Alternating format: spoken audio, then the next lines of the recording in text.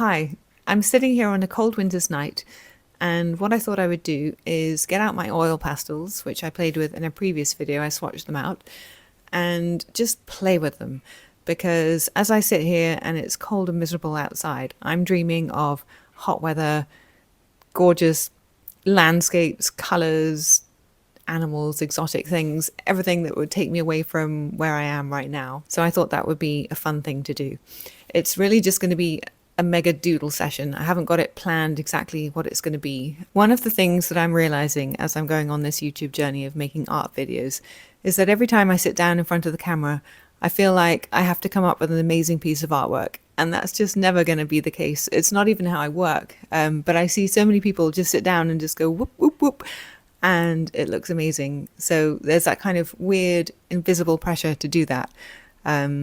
But yeah, it's not even how I work, because I tend to kind of draw lots of different elements separately, doodles, and then I will pull together sketches and put them in my computer, move them around, and come up with a pattern somehow. So I'm never really ever sitting down to produce a perfect painting from start to finish. So that's just not the way that I work. Although when I see people do it, it seems so impressive. And maybe one day in the future I'll be able to achieve it. But right now we're just going to go with my style, which is doodle central and play. So let's go and do that.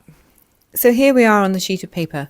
I'm just going to draw out roughly what I'm thinking in my head in colour pencil, and then from there we can do some light preparation on the sheet of paper before we go in with the oil pastels. I'm actually kind of thinking about India and those gorgeous palaces that they have, so I've already put in the shape of the top of it, so I'm just going to kind of doodle totally from my imagination. I'm not looking at any reference pictures, which is so often how I work, which often means that things don't come out accurate or representational, but that is also a part of the way that I work. It's very much just from my mind when I'm doing a surface pattern anyway. If I were to then go and compare it to one of these elaborate, gorgeous palaces that they have, this would be a much simpler version, but that doesn't really matter. And then I'm thinking palms, because I'm always thinking about palm trees. I love them, or palm leaves, or tropical leaves, and you can see how much bigger that is than the building. So like I say, nothing is really representational or realistic in the stuff that I do. And over here, let's have another one. I just had to briefly pause the video because my dog decided to come and sit on me, so that's a teeny bit awkward while I'm trying to make a video, but we'll see if I can continue. I think now I'm going to put in a giraffe in the back here, which has now made this building into a miniature. What started off as a grand palace has now become a doll's house. And then I'm thinking about flying carpets for some reason, so I'm going to stick one in over here, because of all the things in the world that I would love to have is a flying carpet. It would just be fantastic. So we'll do some pattern there, and then I'll just put in a few more leaves at the back here.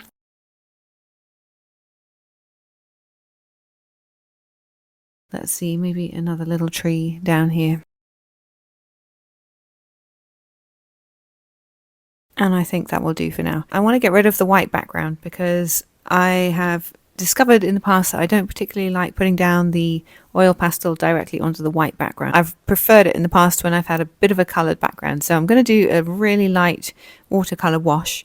The paper that I'm using today is Clairefontaine Paint On. It's 250 grams, but it says on the back that it's suitable for acrylic, gouache, ink, pencil, charcoal, felt tip, gluing, and oil pastels. So it does not say it's suitable for watercolour and the amount of water that I might put on. But I'll just try and do a light wash with not too much water, and hopefully it won't buckle too much. Okay, my dog's headed off to the sofa, so that makes life a bit easier. So the colours that I'm going to put down for the light watercolour wash are Terre Verte Yellow Shade by Winsor & Newton, Green Gold, Winsor & Newton, Rose Madder Genuine by Winsor & Newton, and Daniel Smith's Cadmium Red Medium Hue.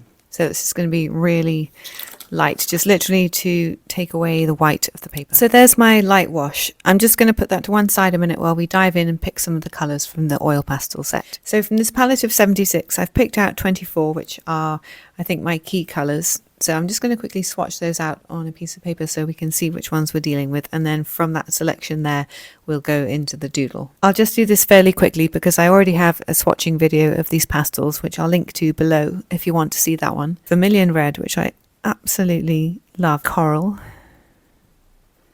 Pale pink madder lacquer. Coral again, second coral, but it's much darker. Violet ochre. Purple. Parma violet. Indian blue. French ultramarine. Prussian blue.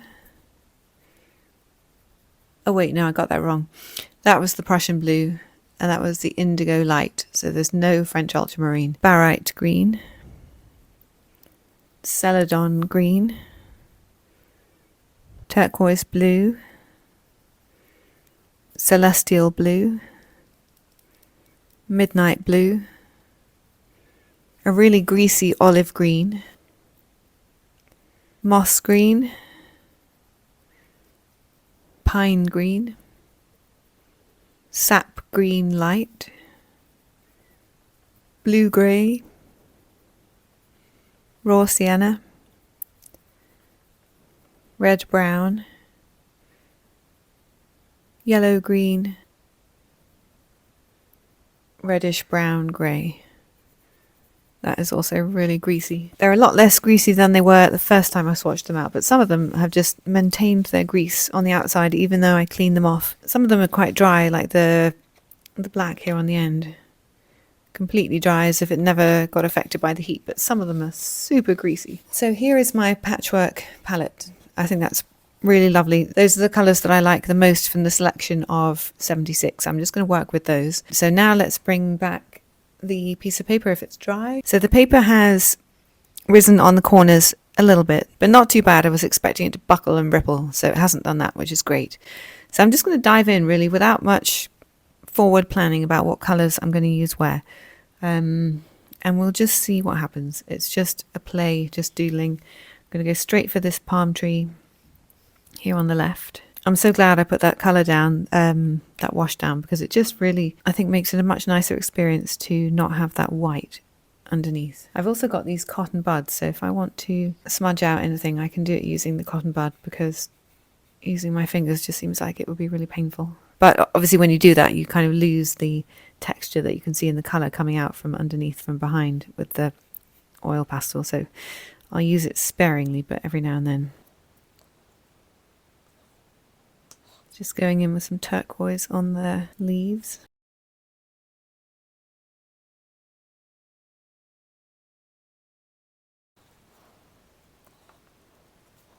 These are so fun to use. They're just really big and bold and chunky, and you can get big blocks of colour in immediately without worrying about being too precious about the perfect painting, as I was saying earlier. So they're just super fun to use.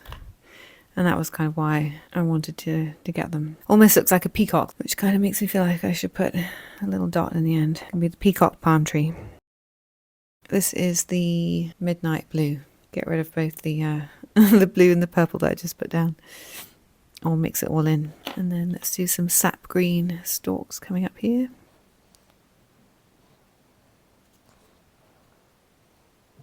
Over here as well, there's a bit of palm tree leaf.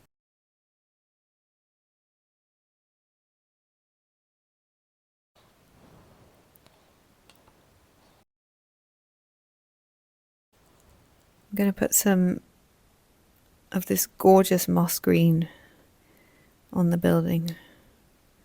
This has got to be one of my all-time favourite colours. I absolutely love it.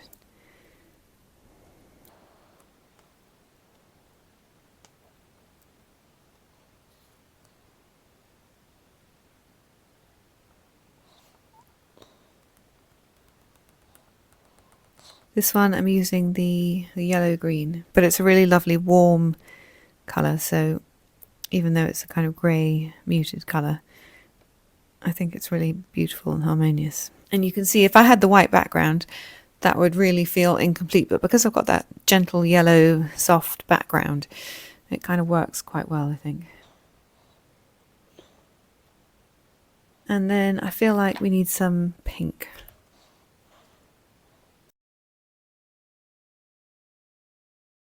Some pink windowsills, followed by a bit of purple. I really love this purple as well. It's a really gorgeous muted purple, but it just is so complementary. I might do some smoothing off of that.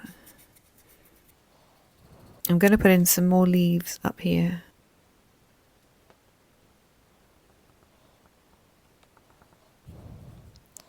These are just some tropical leaves in the background, some more foliage.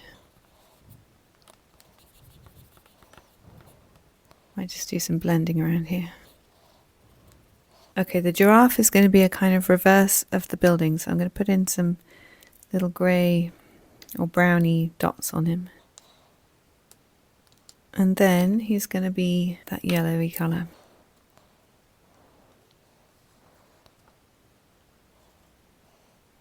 Just munching on some leaves in the background.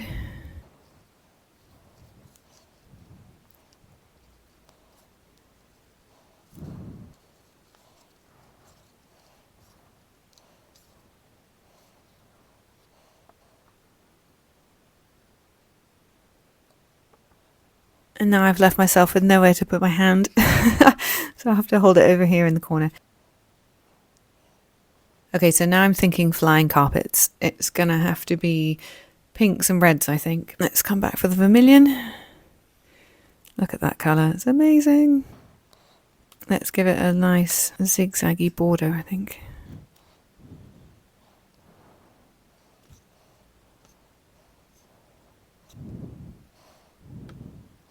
So this is why people tape down their pictures.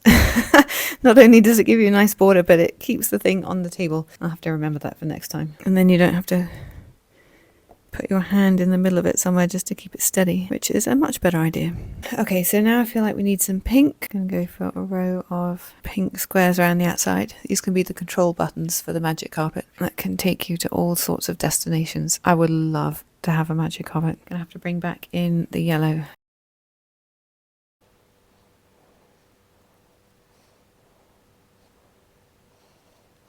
And then in the center there's going to be a wiggly pink line filled in with the other coral.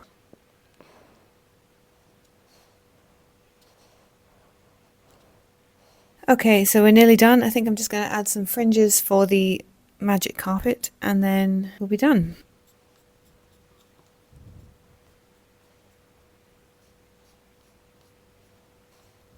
And there we have it. There is my oil pastel doodle of a nice hot day in an exotic land somewhere far away, nowhere near a cold, dark winter's night in Europe. I hope you enjoyed that, and if you did, I would really appreciate a like. Please comment below and subscribe to my channel. Thanks so much for watching, and I'll see you in the next one. Oh wait, I forgot to give the giraffe an eye. All important. Let's come back in and give it an eye.